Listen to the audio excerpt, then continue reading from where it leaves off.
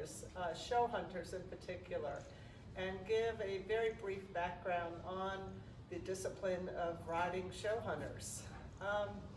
If you want to think about ice skaters, figure skaters, ice dancers, that's kind of the analogy you might want to go to when you think about show hunters.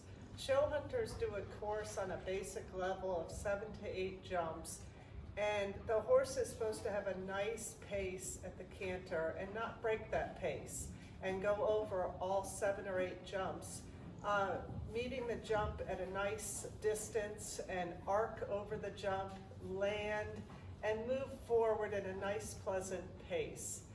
Show hunters is different from field hunters, and through the 20th century kind of evolved from field hunters and are now very much a much more stylized version.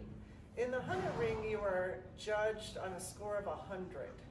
If you were to knock a rail down, your score would immediately go to, say, 45. Or if your horse were to stop, your score would immediately go to a 40. If your horse broke to the trot, your score would go to about 50, or would go to 55. So in the judging from 0 to 100, you really want to shoot for being in the 80s. If you're above 90 or above, you have just performed an extraordinary move in the show ring. In the hunters, the horses go over brick walls, gates, brush fences. It's all to kind of mimic what went on in the what goes on in the field hunters and out riding to the foxes. Show hunters differentiate from jumpers in that the jumpers, you can go as fast as you want within a reason, and you have to go within a time allowed, and otherwise you will incur time faults. And if you knock a rail or 2 or 3, you can still motor on and continue the course. In the hunters, it's really kind of detrimental to your score if you knock a rail.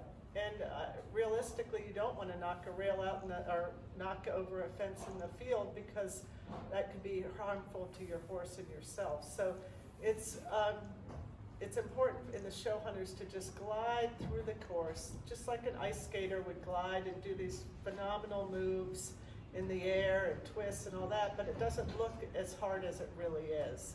And that's a brief, very brief introduction to show hunters. I have a passion for hunters and jumpers and could go on and on and on in talking about them, but that is the basics.